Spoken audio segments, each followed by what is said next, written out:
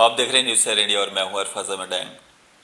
आज की खास मुलाकात में हमारे साथ मौजूद हैं सोबत अली चौधरी साहब, जो कि वाइस चेयरमैन हैं एसटी जेके पीसीसी के और काउंसलर हैं वार्ड नंबर 74 से। सर, स्वागत है आपका न्यूज़ सैर इंडिया में। शुक्रिया जी। सोबत सर, सबसे पहले मैं जानना चाहूँगा, जिस तरह से ये जो न्यू जो लॉ लाया गया है, लैंड लॉ लाया गया है, कितना हितकारी है ये जम्मू कश्मीर की आवाम के लिए। जिस तरह से काफ़ी जो प्रोटेस्ट हो रहे हैं, अपोज किया जा रहा है इसको। मैक्सिमम जितने भी लॉज आते हैं ज़्यादातर अपोज ही हो रहे हैं, और ये जो लॉ लाया गया है इसमें भी जो है हर तंजीम ने जो है इसका अपोज किया है। तो क्या कहना चाहेंगे, कितना नुकसान है, कितना फ़ायदा है इसका? देखिए डैंग साहब, शुक्रिया। पहले तो मैं आपका शुक्रगुजार हूँ। हम कांग्रेस से वाबस्ता हैं। हमसे बेहतर अगर आप पब्लिक को पूछिए इस लॉ के बारे में तो वो बेहतर बताएंगे। आम जनता की क्या राय है? गवर्नमेंट कोई भी हो, वो पब्लिक को फैसिलिटी देनी है, पब्लिक को हक जताना है, हक दिलवाना है। ये नहीं कि पब्लिक के हक ले जाने हैं, छीन के ले जाने हैं, मतलब जोर ज़बरदस्ती। ये जो इन्होंने न्यू लैंड लॉ जो 2-4 दिन पहले सेंट्रल गवर्नमेंट की तरफ से ये लाया है, ये एक थोपा गया है ज़बरदस्ती, एक तानाशाही तरीके से। ये कोई भी कम्युनिटी का लोग जम्मू व कश्मीर के एक्सेप्ट नहीं करेंगे। मैं एक कांग्रेस का नाते होने की बात नहीं कर रहा, आम नागरिक होने की मैं बात कर रहा हूँ। कोई भी इस चीज़ को बर्दाश्त नहीं करेगा, कोई भी किसी भी लिहाज से इसको बर्दाश्त नहीं करेगा। ये एक सीधा सीधा हमारे लोगों को, जो गरीब जनता है, जो गरीब लोग हैं इधर, आप बेहतर जानते हैं जम्मू व कश्मीर की एक मिसाल है। हर एक की छत है, जो सबसे गरीब है उसकी अपनी छत है, उसका अपना मकान है, उसकी अपनी दुकान है, अपनी रोज़ी रोटी है। और उससे बड़ी मिसाल है कि कोई गरीब यहाँ बाहर नहीं सोता। बिल्कुल, कोई बाहर नहीं सोता। आप लखनपुर क्रॉस कीजिए, दिल्ली जाइए, बम्बे, कलकत्ते, यूपी, बिहार, जहाँ भी जाइए आप जाते होंगे, आप देखते होंगे, ट्रेनों में सफ़र करते होंगे, गाड़ियों में, आपको क्या देखने में मिलता है, क्या देखते हैं आप? हमारे बाहर के लोग यहाँ मजदूरी करने आते हैं। बाहर के लोग इसीलिए आते हैं कि ये स्टेट जम्मू व कश्मीर को जो इन्होंने तोड़ के यूटी में 2 हिस्सों में बांट दिया है, पहले तो वो लोगों को एक्सेप्ट नहीं है। जो यूटी इन्होंने स्टेट, हमारी फलती फूलती एक स्टेट थी, उसको तोड़ के 2 हिस्सों में लेह लद्दाख को अलग कर दिया, जम्मू कश्मीर को हमारे को यूटी में तकसीम किया। वही लोगों को एक दुख भ्रम जैसा एक फील करते थे। अब ये नया लैंड लॉ जो इन्होंने थोपा है कि अगर यही करना था फिर लोगों को लाइन में लगाने की क्या ज़रूरत पड़ गई कि डोमिसाइल बनाएं। मतलब ये कि कहने का मतलब है कहीं ना कहीं जो ये कहते हैं या इनकी करनी कथनी में बहुत ज़्यादा अंतर है, बहुत ज़्यादा फ़र्क है। जो ये कहते हैं वो करते नहीं हैं। सिर्फ वादा खिलाफी भी कहीं ना कहीं हुई है। जिस तरह से जब 370 और 35 से तोड़ा गया था तो कहा गया था कि आपकी जॉब्स सिक्योर रहेंगी, आपकी लैंड सिक्योर रहेगी, और इस तरह से ये वादा खिलाफी करना, मतलब इस तरह के लॉज लाना कहीं ना कहीं वादा खिलाफी है जो आम जनता के साथ, जम्मू कश्मीर की जनता के साथ किए गए थे। बिल्कुल वादा खिलाफी है।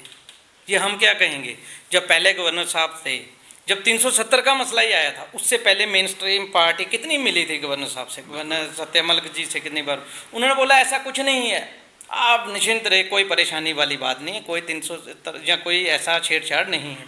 वो भी आपके सामने हुआ, यूटी में तब्दील हुआ। उसके बाद हमारे नए गवर्नर एलजी साहब आए, मुर्मू साहब जी आए। मुर्मू साहब ने इतना 50,000 नौकरियों का वादा किया, इतने इतने रोज़गार देने का वादा, वो भी बेचारा अपनी वो चले गए फाइल लेकर, जो कहाँ गए। अब सेना साहब आए हैं। कहने का मतलब कौन जनता या कौन आम नागरिक या कौन मेन स्ट्रीम पार्टी के लोग इन पर भरोसा करेंगे?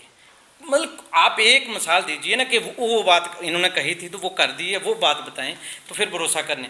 इनका भरोसा करने वाली बात नहीं है। लोग इनको जान चुके हैं, ये एक्सपोज हो चुके हैं। लोग इनसे ऐसे डर रहे हैं इस वक्त बीजेपी की जो मौजूदा गवर्नमेंट है। हम जम्मू म्यूनसिपल कॉरपोरेशन में हैं, हम जम्मू म्यूनसिपल कॉरपोरेशन का हिस्सा हैं। मैं बार बार अपनी कॉरपोरेशन में क्यों, हम इनका हिस्सा है कॉरपोरेशन का। जम्मू शहर हेल्थ सैनिटेशन के हम मेंबर हैं, पूरी वार्ड के मेंबर हैं हम। तो कहने का मतलब आप देख लीजिए जो जम्मू की इन्होंने हालत बना के रखी है हर तरीके से। कैसे भरोसा करें, किस पर भरोसा करें, कोई एक बता देना कि उस पर भरोसा किया जाए। तो ये कहने का तो बड़े बड़े वादे हैं, तो बीच में ये बिल्कुल खोखले हैं, वादा खिलाफी, बिल्कुल वादा खिलाफी करते हैं। जो पिटिशनर हैं 370 और 35A का मामला जो है सुप्रीम कोर्ट में चल रहा है, केस चल रहा है, तो उस दौरान जो है इस तरह के लॉज लाना, डोमिसाइल हो गया या लैंड लॉ हो गया, इस तरह के जो लॉज लाना जो है, वो उन लोगों का कहना है, जो पिटिशनर है उनका कहना साफ तौर पे ये कहना है कि बीजेपी अब जो है सुप्रीम कोर्ट को भी जो है नहीं मान रही है। नहीं, देखिए ना, वही तो है, ये तो सब जुडिशियल मामला है, वो मामला तो अलग है, लेकिन फिर भी यहाँ के जो बीजेपी के डॉक्टर जितेंद्र सिंह जी जो एमओ हाउस में बैठे हैं, पीएमओ हाउस में बैठे हैं, उनका ये कहना है, रविंदर रैना जो बीजेपी के यहाँ प्रेसिडेंट हैं, उनका ये कहना है, बीजेपी के बड़े बड़े सीनियर लीडर, उनका कहना है कि जो हमारे ये जॉब्स हैं वो प्रोटेक्ट रहेंगे, जो हमारी लैंड्स है उसके साथ कोई छेड़छाड़ नहीं होंगे, बाकी ठीक है। लेकिन आपके सामने बता दिए, अब इन्होंने कल परसों जो इसी लॉ के तहत ये कह दिया कि पीआरसी की कोई ज़रूरत नहीं है, डोमिसाइल की कोई ज़रूरत नहीं, कोई भी any body you can sell and purchase, जो भी ले सकते हैं आप, यहाँ लैंड खरीद सकते हो कोई भी कहीं का। मेरी बात सुनिए, यूपी बिहार के लोग इधर आते हैं, हमारे भाई हैं, वो ऐसी बात नहीं, हम पक्के हिंदुस्तानी हैं, वो भी हिंदुस्तानी, वो क्या करने आते हैं इधर, वो तो मेहनत मजदूरी करने वाले लोग हैं, वो तो मेहनत मजदूरी करने वाले लोग हैं, दिहाड़ी लगाने आते हैं, वो तो ऐसे आते हैं जैसे फॉरेन कंट्रियों में घूम रहे हैं आते हैं, वो थोड़ा लैंड लेंगे या वो ले सकते हैं। इन्होंने एक ढोंग रचा हुआ है, ये लैंड लोगों से छीन के, किसी को किसी तरीके से हरासमेंट करके, किसी को आपके पास सरकारी है, फॉरेस्ट है, आपको किसी के, वो लैंड एक्वायर करके इन्होंने अंबानी अडानी जैसे लोगों को लेकर वो ज़मीनें देनी है, और मोटी रकम, जैसे टोल प्लाजा में हुआ, एक मोटी रकम हासिल करने का इन्होंने जरिया बना लिया है। सीधा सीधा स्टेट को बेचने का काम है, पहले भी इन्होंने बेच दिया है।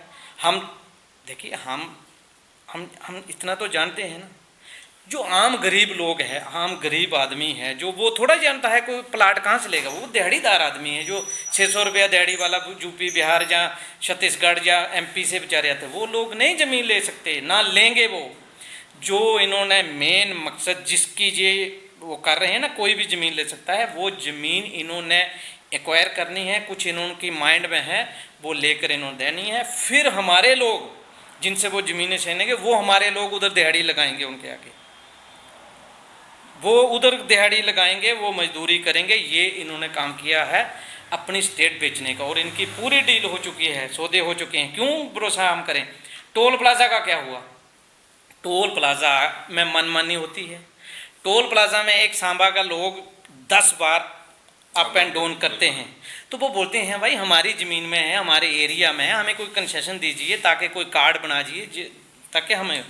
लेकिन टोल वाले का कसूर कोई नहीं है, उन्होंने पहले मोटी रकम देकर वो टोल प्लाजों का जो कॉन्ट्रैक्ट लिया हुआ है इन बीजेपी लोगों से लिया हुआ है, फिर उनके साथ एक MOU जो साइन होता है, बड़ा क्लियर, उधर क्लियर कट लिखा हुआ है कि आपने जो लगाना है विद सिक्योरिटी, अगर आपको तोड़ फोड़ कोई रोक के कोई भी वायलेशन करे, उसके खिलाफ कार्रवाई करोगे, आपने अपने तरीके से ये टोल चलाना है। उसका क्या कसूर है? उसने तो बेचारे ने पहले वो कॉन्ट्रैक्ट लेने के लिए भी इनको पैसे दिए, अब वो उसको चलाने के लिए भी पैसे दे रहे हैं। तो आम जनता से मतलब जेब में डाका मारने की बात है। आम जनता से आप 100 लो, 80 लो, 200 लो, पूछ नहीं सकते, क्योंकि वो इन्होंने MOU साइन करके दिया है। तो ये बेचने का काम है, यही लैंड लॉ में है, यही इस कानून में है, जिसका हर पार्टी, कोई भी देखो मेन स्ट्रीम पार्टी है जम्मू कश्मीर की, कोई भी हो, हमारे सियासी इख्तलाफात हो सकते हैं, लेकिन एक जो आम आदमी, आम पार्टी की डिमांड है जो एक जैसी है, एक सुर में वो लोग बोल रहे हैं देखो जी हमारे साथ क्या हो गया। हमारे साथ हर एक अपने दर्द दुख मतलब सुनाने की बात करते हैं, आपके ज़रिए, आपके माध्यम से इस चीज़ को हाईलाइट करते हैं। तो आपको पता ही है ये तानाशाह सरकार है, सुनती कम है, देखती कम है। तो बाकी हम तो कहते हैं कि नहीं, इन्होंने ऐसा नहीं करना चाहिए। सुबह साहब, आपको वाइस चेयरमैन भी बनाया गया है ST विंग का कांग्रेस कमेटी की तरफ से। तो जिस तरह से दावे किए गए थे गुज्जर बकरवाल कम्युनिटी के लोगों के लिए कि उनको फ्लैट्स दिए जाएंगे, उनको मतलब जो है डेवलप किया जाएगा, उनकी जो वेलफेयर के लिए काम किए जाएंगे, क्या वैसा कुछ ग्राउंड लेवल पे दिखा?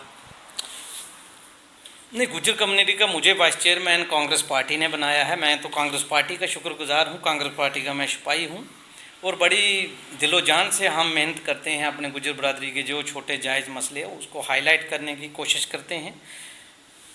जहाँ तक गुज्जरों की इनको फैसिलिटी देने की बात है, गुज्जरों के जो पिछली सरकारों ने बनाए हैं मकान, कच्चे पक्के जो भी बनाए, ये तो तोड़ने का काम कर रहे हैं आज की जो सरकार है। किसी के आशियाने को उजाड़ना कहाँ है। एक किराएदार कोई बैठ जाए, एक किराएदार अगर कहीं बैठ जाए, उसको भी अगर उठाना हो तो उसको नोटिस, इन्फॉर्म, वार्निंग दी जाती है कानूनन कि भाई आप 1 महीने या 2 महीने में इसको खाली कीजिए ताकि हम ये दुकान हम ले सकें, अब हम आगे नहीं देंगे। लेकिन जो मालिक 100 साल से 50 साल से लोग बैठे हैं, उन्होंने अपने मकान बनाए, जैसे बनाए, कच्चे बनाए, पक्के बनाए, जैसे उनसे बन सका। माल मवेशी वाले लोग थे, उनके मकान ऐसे तोड़े गए, उनको ये नहीं पूछा गया कि क्यों। उनको सीधा आया बुलडोज़र लेके चलाएगा। जब उन्होंने बोला हमारे पास कागज़ हैं, सब कुछ है, बोलते बाद में देखेंगे, पहले तोड़ो। जब पहले तोड़ दिया, सब कुछ तोड़ के, फिर उस चीज़ का क्या फ़ायदा। बड़े केस ऐसे हैं, फिर तहसीलदार ने रियलाइज़ किया, रेवेन्यू डिपार्टमेंट हो, ये नहीं तोड़ना था, दूसरा तोड़ना था। जब तोड़ ही दिया, परसों डगियाना में क्या हुआ, परसों डगियाना में जो ड्राइव इन्होंने शुरू की, उधर एक बेचारा खोखे वाला था, दिहाड़ीदार था, खोखा वाला अपनी मेहनत मजदूरी करता था, अपने माल मवेशी को लेकर या कहीं लेकर, उधर अपने बच्चों का पेट पालता था। वो ढाबा वगैरह उसने चलाया था। लेकिन जब इन्होंने बुलडोज़र वगैरह या मशीन वगैरह चलाई, उससे एक बार नहीं पूछा गया। कोई हफ्ते का टाइम दिया जाता, 10 दिन का टाइम दिया, आके बुलडोज़र, उसके पैसे जो गले में 10, 20, 50, 100, 200, वो भी उधर, पतीला, चावल, दाल सब उधर। तानाशाही है। सुनाए तो सुनाए किसको। हर एक इंसान परेशान है, हर एक इंसान परेशान है। देखो, हम इलेक्टेड रिप्रेजेंटेटिव हैं, हम लोगों के चुने हुए नुमाइंदे हैं। हमने अपनी आवाज़ एडमिनिस्ट्रेशन तक पहुंचानी है। एडमिनिस्ट्रेशन ने इन्हीं जनता का, जिनके हम नुमाइंदे हैं, जिन लोगों ने हमें बनाया है, उनके हल करने हैं। ये हल करने के बजाय उनको नुकसान पहुंचाते हैं। गुज्जर बरादरी के ये बड़े बड़े वादे करते हैं। आज की जो मौजूदा सरकार है, गुज्जरों को कुछ नहीं मिलेगा। हमारे गुज्जर बरादरी के लोग भी कुछ इनके बहलाए में ना आए, मैं आपको बता दूं। लेकिन चलो, जो हैं, मैं नहीं कहता इनके साथ हैं क्या हैं, लेकिन वो भी समझ जाएंगे।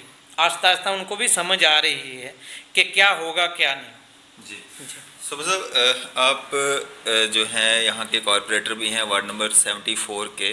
तो आप जिस तरह से आपने कहा कि कॉरपोरेशन में मतलब आपकी मतलब कांग्रेस की तरफ से हैं, तो अपोजिशन में हैं, तो किस तरह की दिक्कतों का सामना करना पड़ता है अपने एरिया के डेवलपमेंट के काम वगैरह लाने में?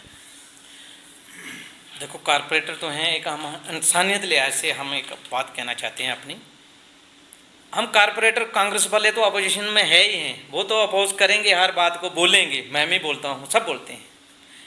आप बीजेपी वाले कॉरपोरेटर से कहीं पूछ लीजिए ना, भाई दिक्कतें क्या है, आपको परेशानी क्या है। वो भी परेशान है जी। हम तो परेशान हैं, ये वो क्यों परेशान है? भाई आपकी सरकार है, आपके मेयर साहब हैं, आपके गवर्नर साहब हैं, सब हैं, तो आप क्यों परेशान हैं? सेंट्रल गवर्नमेंट जो है इस वक्त बीजेपी की गवर्नमेंट है, यहाँ भी एलजी एडमिनिस्ट्रेशन जो है वो भी बीजेपी की ही है जी।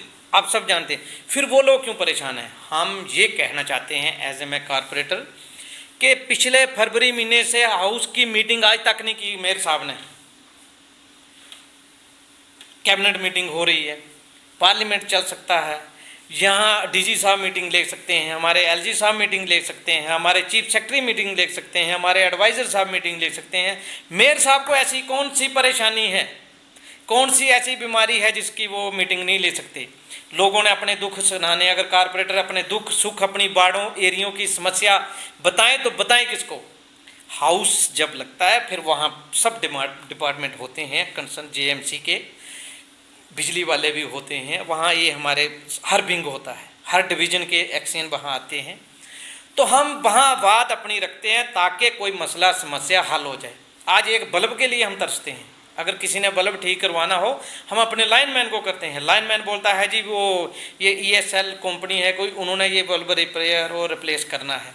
अब उनको बोलते हैं तो वो 4 दिन बाद नंबर आता है। अगर आपकी एक लाइट ख़राब है तो 4 दिन बाद ठीक हुई, आपके घर फंक्शन है या कोई भी स्पेशल ओकेज़न हो तो आपकी लाइट ही नहीं चल रही, तो क्या फैसिलिटी आप दे रहे हो? मैं अपनी बात कर रहा हूँ, मैं एज ए कारपोरेटर मैं अपनी आम जनता से, अपने वार्ड मेंबरों से, वार्ड वासियों से ये अपील करता हूँ, हमने बहुत ज़्यादा कोशिश की काम करवाने की, बहुत से काम करवाए भी, बहुत से काम हमसे ना भी हो सके रह गए, लेकिन मेरी एक दिली कोशिश है, एक दिली मेरी तमन्ना है और मेरा दिल की ये है कि मेरी तरफ से किसी के दिल को ठेस ना पहुँचे। मेरी यही कोशिश है। काम आज ना कल हो जाएगा, गली आज नहीं कल हो जाएगी। थोड़ा भरोसा रखने वाली बात है। हमारी नीयत बड़ी क्लियर साफ़ सुथरी है। हम कहीं वो उसमें पढ़ने वाले नहीं हैं कि इधर कराएंगे तो उधर नहीं करवाएंगे या उधर कोई नहीं है। बिल्कुल काम हो रहा है। बहुत हमने म्यूनसिपलिटी से करवाया या दूसरे डिपार्टमेंटों से करवाया या जैसे भी करवा रहे हैं, लेकिन बहुत सा काम नहीं है। मेरी वार्ड बहुत बड़ी है, जम्मू म्यूनसिपल कॉरपोरेशन जो 74 वार्ड है, बहुत बड़ा एरिया है, पूरा रूरल एरिया अर्बन में आ गया है। तो उसकी वजह से हमें बहुत सी दिक्कतें आ रही है, बहुत सी परेशानी है। उस परेशानी का सामना हम कर रहे हैं, दिली जान से लगे हैं। हमारे जो कंसर्न, जो हमारे म्यूनसिपलिटी के सफाई कर्मचारी हैं, सेंटर इंस्पेक्टर हैं, सुपरवाइज़र हैं, सब मेहनत कर रहे हैं। लेकिन एक बाढ़ ज़्यादा बड़ी होने से हमें इतना बड़ा फंड्स, इतने बड़े हमें ज़्यादा सफाई कर्मचारी नहीं, उसलिए हमें प्रॉब्लम आ रही है। तो मेन मकसद ये है हमारा आपके माध्यम से कहने का कि मेयर साहब जल्द से जल्द हाउस की मीटिंग करवाए, ताकि हमारे जो सब कारपोरेटर हैं वो दुखी हैं, परेशान हैं, वो अपनी बात वहाँ रखें, ताकि आम जनता का जो प्रॉब्लम है वो हल हो सके। चलिए, शुक्रिया सर हमारे साथ बातचीत करने के लिए और अपना कीमती समय देने के लिए। ये थे हमारे साथ सोबत अली चौधरी जी, जो कि वाइस चेयरमैन हैं एसटी विंग के कांग्रेस कमेटी के और कॉरपोरेटर हैं वार्ड नंबर 74 के। काफ़ी सारे मुद्दों पे इनसे चर्चा हुई और उन्होंने अपने व्यूज़ हमारे साथ साझा किए। मैं अरफाज़ अहमद डैंग, कैमरामैन शाहनवाज के साथ।